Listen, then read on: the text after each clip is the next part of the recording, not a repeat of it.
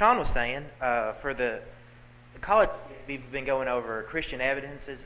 Basically, what we've been doing is what the evidence is. The evidence is the same no matter how you look at it, or well, it's always the same. Whether you're an atheist or a Christian, it's always the exact same evidence. It's a matter of how you look at the evidence that determines how you're gonna perceive and how you're gonna have your worldview altered. For instance, we think about like dinosaurs and things like that, right? Those things, the evidence is there. They were obviously here on this earth. We see the remnants of it, but depending on your worldview depends on how you really look at the evidence. So what we do is we're actually through the evidence, surveying the evidence, and which one's more correct, essentially. Is it Christianity or what? And really, when you look at it, what we have come to find out is that a lot of times the scientists is lacking when it comes to a lot of evidence. As we go through the evidence, we start seeing holes, we start seeing problems there, and then we look at the evidence from a Christian perspective, and all of a sudden we see perfection. Everything starts melding together for perfection. But here's the main thing, though, to really note is we are at war. We're at war with atheists. We're at war with the community, essentially. Those that do not like Christianity, do not want it taught, do not want it presented in front of the public. The main thing to note is that as we go through our schooling and everything like that, it is these different worldviews are put into our heads. These different thoughts, these different they call it science, but these different things are put into our head and told that this is true, that Christianity is mostly fairy tales and nonsense. Example: think about when you're in science. Okay, when you're in science class, when you're a young kid, you get to go into your very first experiment in the lab. You get to usually maybe work with a Bunsen burner or something like that. And as you work with it, you're then all of a sudden being introduced into the scientific method. This scientific method does teach you basically if you can't hear, see, taste, touch, or smell it, it doesn't exist. It can't be measured. It can't be understood. So with the scientific method, then, it's slowly ingrained, usually in elementary school. And as you work your way up through middle school and high school, you get bigger and bigger experiments, tougher and tougher experiments that you work with, all along using the scientific method. I think this will happen, so does this happen? If it does, then great. If it doesn't, let's try something else, okay? And so you keep doing the scientific method until you come with the conclusion of what must be true. Finally get to college, you're a junior in college, and the scientific method is ingrained so hard into your mind that for the most part, you do think that, well, if you can't hear, see, taste, touch, or smell it, it can't be measured in any form or fashion, or it's not relevant to science. It cannot be relevant to science and cannot be relevant to the world around me. Sadly, a lot of individuals, even those who are Christians, actually tend to fall into that category there. They believe that there is a God, but there's no way to be able to measure or know that he truly exists except for just a belief. Quickly, we're going to go through worldviews. These are the different worldviews. For the most part, there's a ton of them. There's hundreds of them. But we're going to go through the main few that are most prevalent, the ones that we'll run into the most. First one is the naturalism there. The naturalist thinks basically using the scientific method. If you cannot hear, see, taste, touch, or smell it, it's not real. This is what most scientists use. Most people who do not believe in a God but believe in the scientific method. This is it. If it does not fit within the scientific method, it cannot be real. What we'll find out actually most of the time is there's less and less people actually fitting in the naturalistic worldview. And they're going into another worldview, which we'll hit here in just a second. But the main thing to note here is we're just going to look at a few quick holes with each one of these. Is the first is naturalism cannot tell you how we got here. It does not have explanation for why we're here today. And the main logical thought is this: if we look around us today, does something exist? We look around, yes, we're sitting on chairs, we see the people beside us. Obviously something exists today. So if something exists today, and we know by scientific measures that something can't come from nothing, that's a scientific law, you can't just create something. If something can't come from nothing, then something must have always been here. Does that make sense? Try to follow with me. If something then, so something here, then something has to have always been here. It can't come from nothing. So we know that there's something that's eternal. But then when we look at something that's eternal, we understand that it cannot, if it's always been here, then it violates the law, second law of thermodynamics, where everything is wearing down, coming from order to disorder. So then we understand that this something that is eternal violates law, and so there's something that is eternal that violates scientific law. That's just a straight-up logical conclusion. If you sit there and think about it, you come to a conclusion that there must be something that exists that violates scientific law. That's the only way to explain it. Naturalists, that obviously goes against their whole worldview and premise. So we have our very first in a worldview. Second one is pantheism. Basically, the pantheism worldview is I don't know if you guys watch Star Wars or anything like that, but basically it's a belief of a force, not necessarily alive, and not necessarily a being, but just a force that indwells amongst everything and every creature and every person, and that force is what drives and builds everything. For the most part, very few people still believe in this, still have beliefs and things like that. So you'll still run into a few things, but again, it doesn't really give a good, clear understanding of how we got in with. Next, we go to theism. Theism being what we are, it's a belief in a God. You have the belief that God, it's one God, has created all things, and we'll go from there. Polytheism, multiple gods. Think about like Greek mythology, belief in multiple different gods. The only problem with the belief in multiple different gods is there's none that are an absolute being. So if there are none that are absolute being, they all have to rely on each other in order to make life, things that we know at work. The problem then is, where did those multiple beings come from? For them to work together, there had to be a design in place for them. So thus, they would have had to come from a single entity, a single source, which throws that out of the water. Next, we go to postmodernism. This is really where the war is. Most people think it's atheists. We think of naturalism. Really, it's postmodernism is actually where the true war is. Postmodernist, it's the viewpoint is, it can be pretty much put down in a nutshell, saying that there is no absolute truth. They say that there is no way to truly understand what truth is. The only problem, I don't know if you've caught that yet, is if you make an absolute true statement as saying that there is no absolute truth, you've just sort of blown your whole thing out of the water right there. Because saying that there is no absolute truth is saying an absolute true statement. So thus, they've already contradicted themselves in the very first statement of their belief. But for the most part, this is what we're dealing with in the media. This is what we're dealing with most scientists nowadays, because they see the holes in naturalism, but they refuse to see the perfection in theism. They refuse to look at the evidence with a theistic worldview to see that the evidence actually merges perfectly with it. So what happens then with postmodernists is we do this or we hear this thought of unity of what's my word? Of tolerance. Tolerance among worldviews. There's no worldview that can be completely correct. We all need to be tolerant of each other's worldview. Okay? This is in and of itself its own worldview. So with this thought then, here's the big problem though. They preach on tolerance, but the problem is they're not tolerant with anything that's against their own belief. Okay, so if they're saying we need to be tolerant to allow this to happen, but if you say, well, I don't really believe in that, they're not tolerant with your belief by saying, okay, well, I respect what you're saying. No, they say, no, you need to change and be just like me. You need to change and be a postmodernist, not a Christian.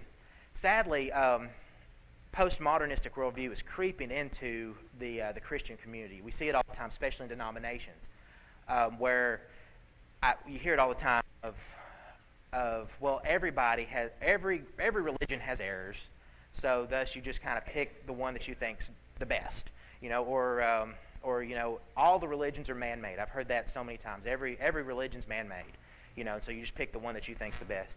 Denominations, sadly, that they have incorporated a postmodernistic worldview of saying basically that there is no absolute truth in religion. The problem is we have the Bible. We have the absolute truth. It's sitting right there. But you got to read it. Okay. So I'm going to kind of go, sorry if I'm going a little fast. I've got a lot of material in a very short amount of time. So we're going to kind of go through this as quickly as possible. The main thing with our worldview, and one of the main things you have to, when you look at what a worldview is, you have to understand what your duty is. What is your purpose? If it's naturalism, it's to live, reproduce, and die. That would be the naturalist's duty of man. What is ours? As a Christian, what is our duty of man? Ecclesiastes chapter 12, verse 13. If someone wants to turn there for me real quick.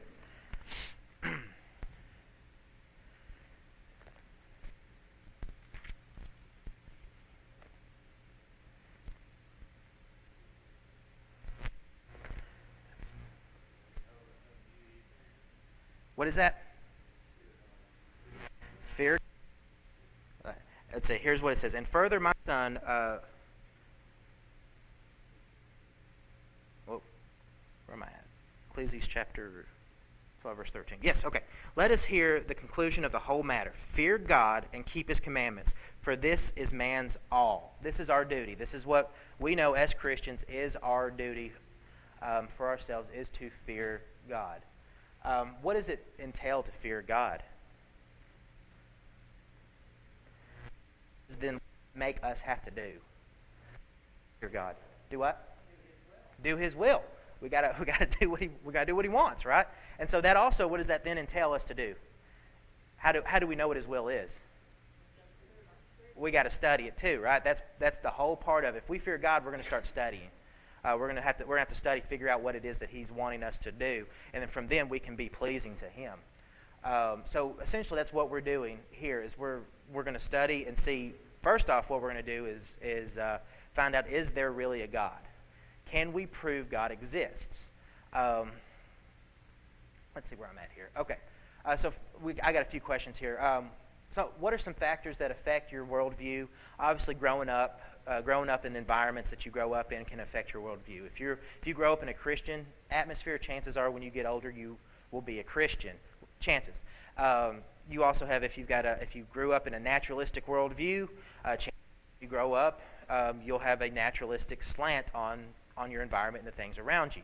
It goes on just like that. Obviously, the people you're around will influence you in the things that you're associated with. What about how old the earth is? How does your worldview affect your view on how old the world is? Well, obviously, if you take a naturalistic worldview that says that it's a slow change of time over billions and billions of years, you would have to say that the earth is billions of years old. If you take a theistic worldview that says that God created it and it's only been here for a few thousand years, then you would say the earth has only been here for a few thousand years. And last on my questions here is, why is the idea of tolerance so appealing to the world? Right. You don't tell me what I'm believing is wrong. Just let me believe what I want to believe, But the problem is, again, they don't let us believe what we want to believe. They say we need to change what we believe because our belief is saying that we found the truth. We've got the absolute truth, which is in direct contradiction with what they say. All right. So the evidence for the existence of God. In our society has gone downhill. For the most part, they've believed that God does not exist. And are trying to incorporate in every aspect of our lives. In 1892, the Church of the Holy Trinity versus the United States. The Supreme Court of the United States was a Christian nation. They decided that was it. It is a Christian nation. There's no way around it. This is what our whole premises and everything was built upon. We're a Christian nation. Flash forward 110 years later, 2002, the Ninth Circuit Court of Appeals in California, basically they ruled that under God equals unconstitutional. The phrase under God in our pledge is unconstitutional. The judge here makes a reply. He says, in the context of the pledge, the statement that the United States is a nation under God and an endorsement of religion it is an endorsement of religion. It is a profession of a religious belief, namely a belief in monotheism. A profession that we are a nation under God is identical for Establishment Clause purpose to a profession that we are a nation under Jesus, a nation under Vishnu, a nation under Zeus, or a nation under no God, because none of these professions can be neutral with respect to religion. Do you see what he's doing there? He's stating that God is essentially the exact same thing as Zeus, a fictitious creature that we know to not be true, but we read about him in books and things like that. But he's equating God to a fictitious creature. Again, it's when we see our nation is slowly pulling away. Again, we know this. They're pulling away from God. They're pulling away from a theistic viewpoint, and they're clinging really hard to a monotheistic, or not to a postmodernistic worldview. Again, stating that there is no absolute truth. Okay, so that's where we're going. That's where we're headed. Most young people think it's impossible to prove God exists. That's what's very sad about our Christian community, and why I think it's important for us to do lessons like this. Because a lot of times our individuals may think, well, we believe in God, we believe He exists, and we have faith, but we can't prove He exists. Brad Harrod went to a Christian school and was doing some of his speeches there, and he was talking about while he was there, he had one of the boys get up and pray. And when the boy prayed, part of his prayer, he said this: while they didn't know for sure God was real and couldn't prove He existed, they had faith and belief in Him. Is there a problem with that statement? The main problem with this statement here is that atheists win.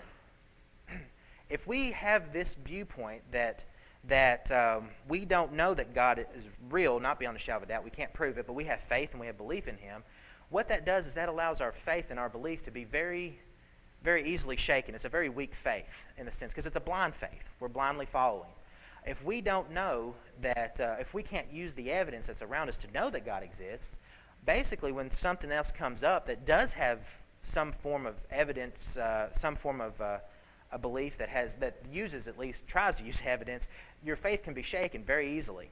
So I think it's very important for us to sit there and understand that we can prove the existence of God, that there is evidence to support He exists, and that we can use those to defend our religion.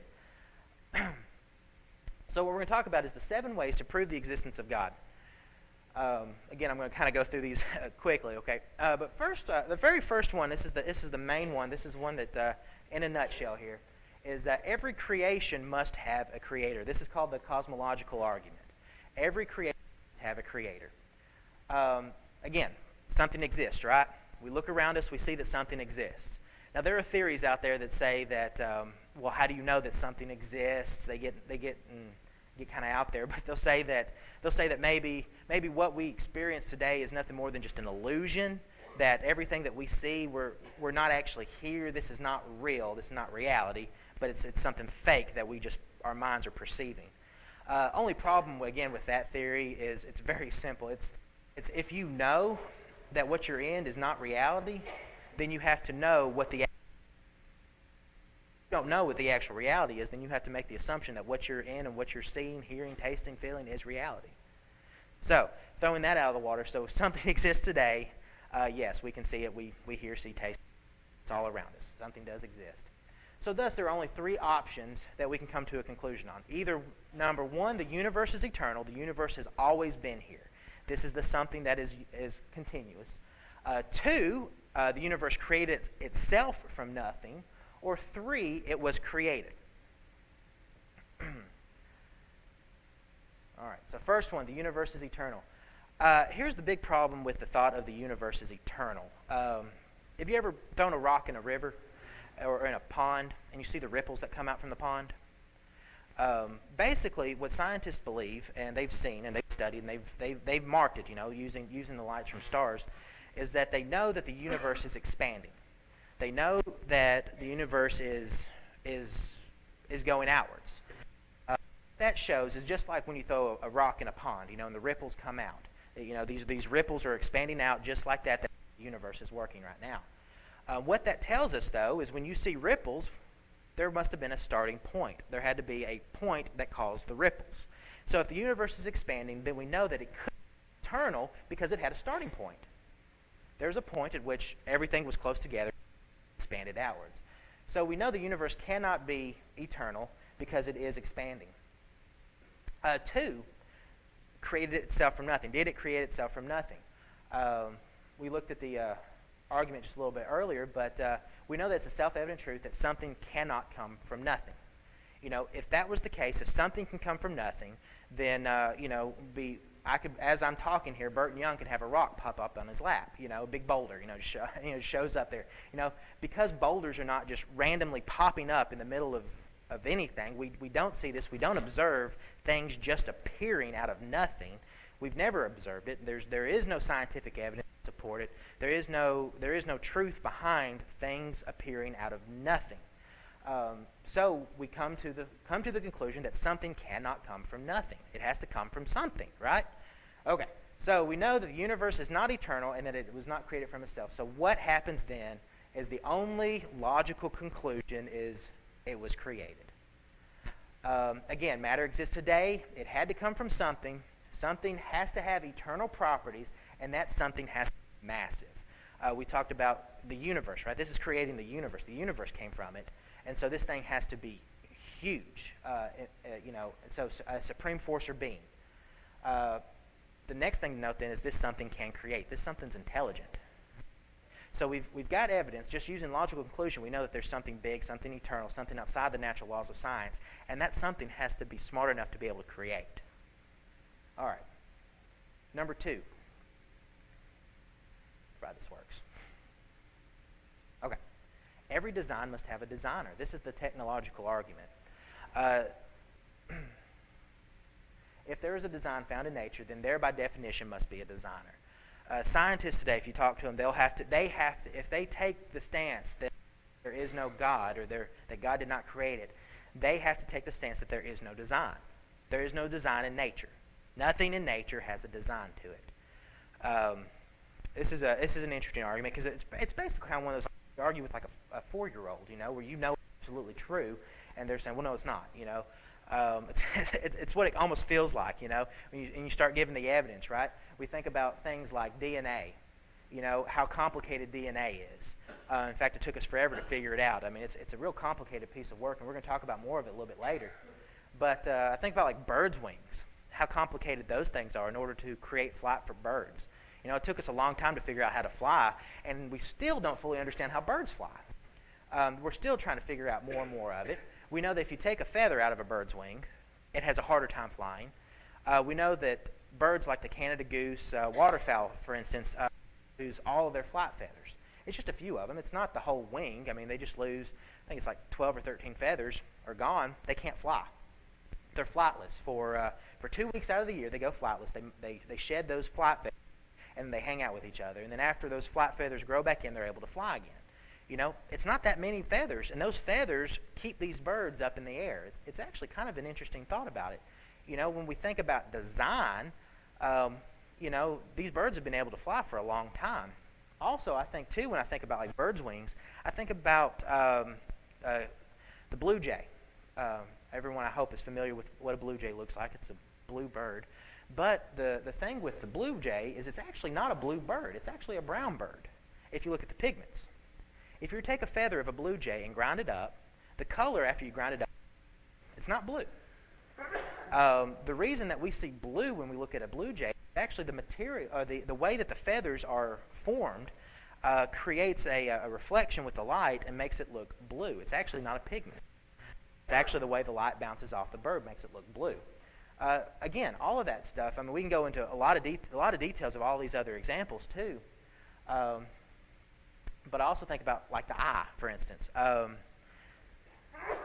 Most creatures actually have eyes if you really think about it. Most eyes or all the eyes are pretty much almost identical in their function and their use and their purpose.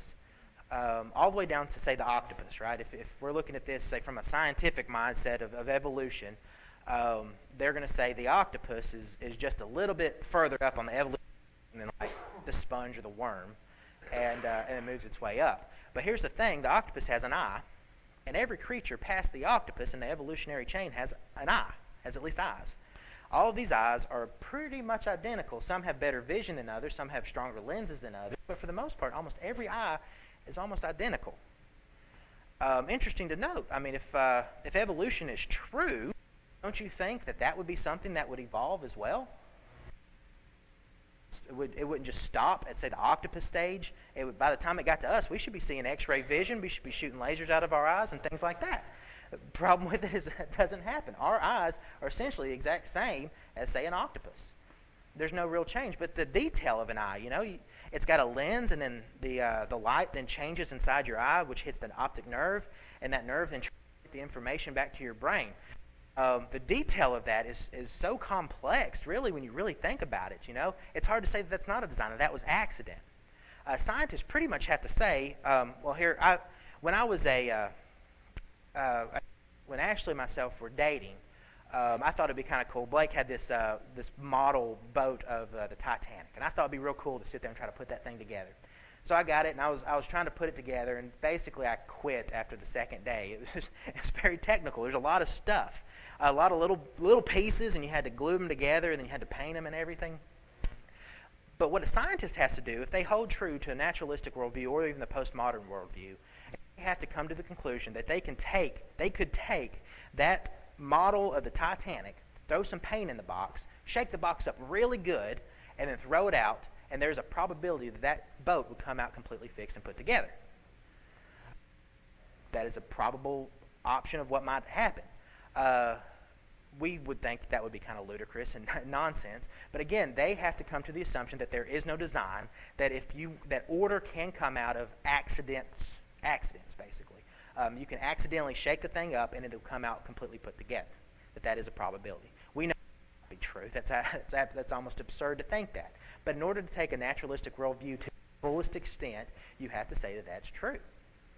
We'll go to basically the main design here that's real hard to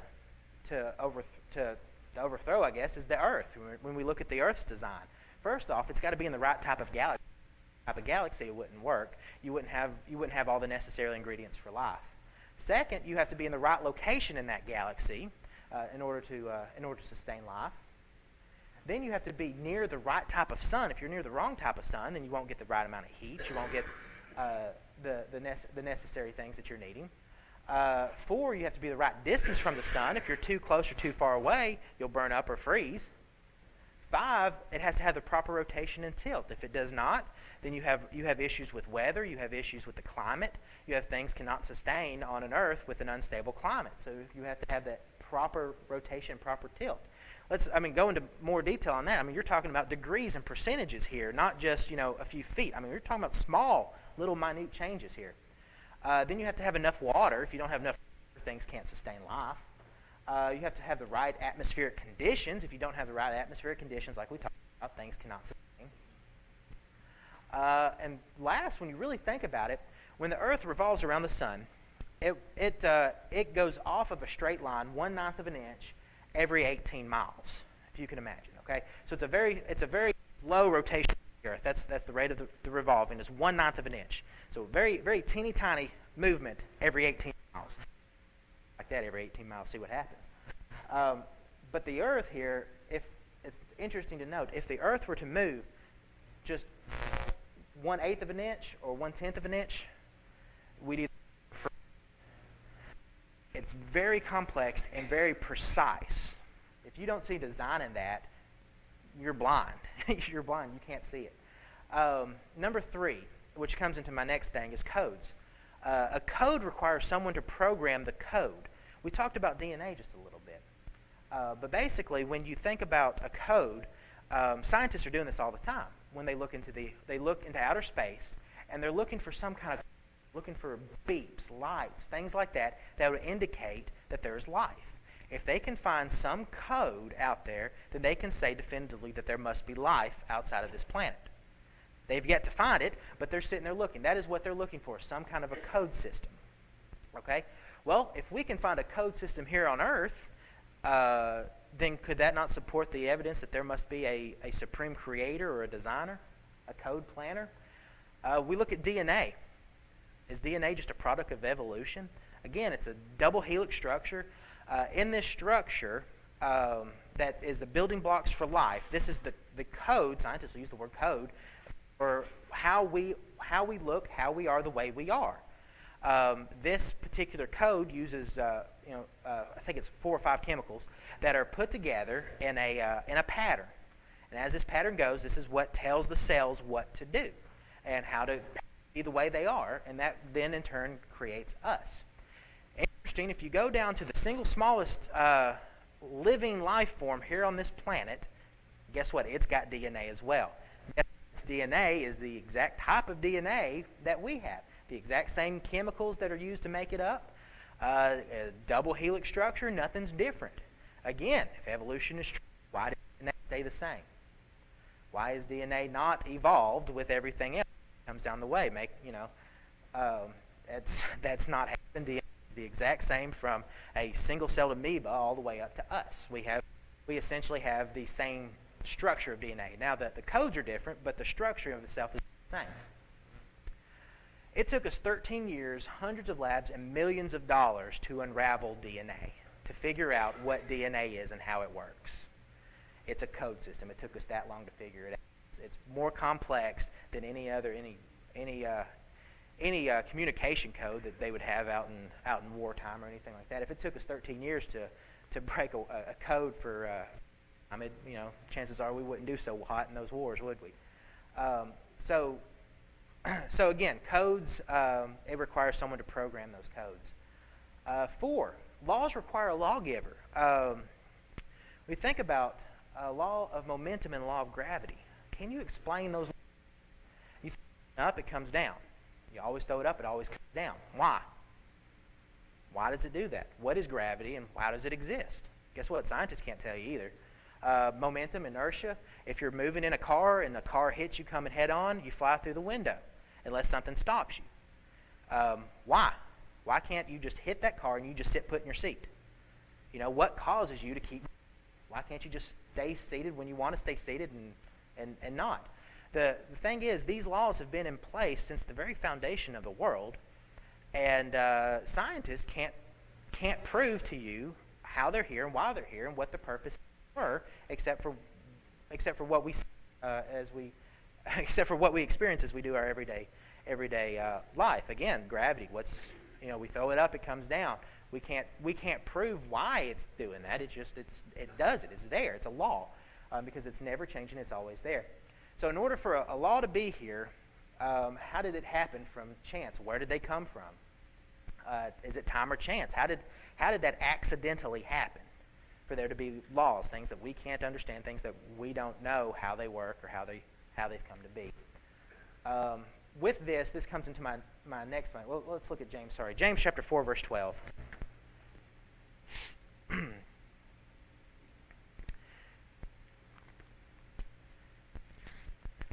James chapter 4, verse 12.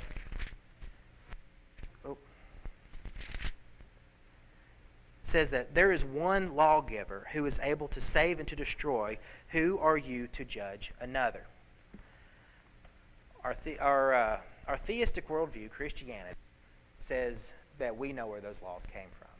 Scientists do not. Scientists don't know where the laws came from. None of the other worldviews have a good answer of where the laws come from. Only Christians have an actual understanding of where these laws came from and how they came about. This goes to my next thing, is the law of cause and effect. This is a big law that really kind of hammers it down on, is there an existence of God? When you think about a tornado, you would never say that a butterfly caused a tornado. We understand that didn't happen. We understand that a gnat can't knock over a semi or anything like that. If there's a cause, there's an equal and opposite reaction. Something, it's going to be equal to what it is that you do. So when we look at the universe and how did it come to be, we'd say, well, what caused the universe? Scientists have no good explanation. They'd have to say it was a really huge bang, but again, what caused the bang? There has to be a cause. Something has to be eternal in order to make the cause. That's the only conclusion that you can come from on this. So what caused the universe is something massive, something big. It had to be something big enough to be able to cause the universe. We look at Hebrews chapter 3, verse 4. God created the universe. So what caused God then? Scientists will say, what caused God? They'll bring that up. Okay, if you say that there's always a cause and something always has to happen, well, what caused God? Here's the only problem: is what did we talk about in our conclusion there at the very beginning? We said that this something, this being, this God, has to be eternal, and it has to be outside of the laws of nature. So, can you measure God using a law? No. Who wrote the law? Who wrote the law of cause and effect? It's God. God wrote the law of cause and effect. So can God be bound to his own law? Or is he outside of his own law? I'd say he's absolutely outside of his own law. So what caused God? God doesn't have a cause. He's the one that wrote cause and effect. He's the one that put it into place. He doesn't have a cause. He's always been here. He's always eternal. Number 6, the existence of morals. A lot of times we don't really think about this, but this is the anthropological argument. Mankind, unlike animals, have a moral code. A worm doesn't have a moral code. A monkey, even a monkey themselves, do not have moral codes. They can't say that you do this wrong, we're going to do this in return. This is right, this is wrong.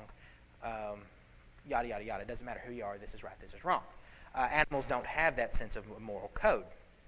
Humans do. Humans have a moral code. So then the question is, where did humans get that moral code? Where did it come from? Well, who taught you morals? Who taught you your morals? Well, most say, well, my parents taught me my morals. Well, who taught them? Well, their parents. And who taught them? Well, their parents. And who taught them? Their parents. And so on and so forth, until finally you have to come to a conclusion that something besides a human had to have taught morals to you. So either you've got two conclusions then. It either came from then animals, which we evolved from, according to scientists, came from God. It is impossible, though, for matter to evolve a system of morals, a system of right and wrongs. A rock can't come up with right and wrongs, and then as a rock then evolved into something that's it couldn't have created a system of right and wrongs. In fact, they don't. If you look at anything else, again, besides humans, they don't have a system of right or wrong. They do not have morals. So again, where did it come from? In order for right and wrong, there must be an absolute standard. So here's the question about this absolute standard. Was it conjured up by man, or did it come from God? Who gets to decide right and wrong? If you look at all of our absolute standards here on morals, if you go to a deserted country, or a country that's, or an island, for instance, that is not related to anybody else. They've got some down in. They were reading a story going down to South America and some of those islands down there, where they went through several different islands, and all these islands again have a very similar moral code to everybody else. Murder's wrong, lying, stealing, cheating, wrong. Who got to set those codes if everybody has the exact same moral standard? When you really think about it, all across the world, most people would agree that lying, stealing, cheating's wrong, murder's wrong. We go through there. Well, who made that standard? And then how does all of us have the exact same standard as that? If you were to take a postmodernistic worldview to its final conclusion, you have to say that there are no morals. Morals can't exist. There is no absolute standard. It can't happen. And so most of them, though, don't take it to that degree. But if you do, if you take that there is no absolute truth, then you have to take to the standard that there is no absolute right or wrong. There is no standard. So the existence of morals is a proof of God. And finally, communication requires a communicator. A lot of times we don't think about that too, but we can communicate. We can talk to each other. We're the only creature on this earth that can project our entire thoughts into each other. A dog can communicate with me in a sense. If she needs to go to the bathroom, she runs by the back door and sits by the back door. She comes up and pats me with her paw and kind of lets me know she needs to go.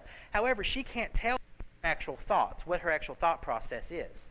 They did an experiment with apes where a man took a box with a treat in it as a puzzle box and gave it to an ape.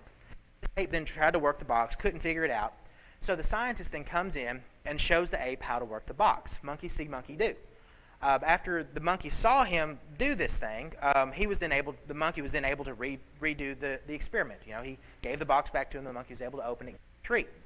They then added another monkey to the situation. They put another monkey in a separate room right beside him, in a glass wall separating them, with holes in so they theoretically communicate back and forth.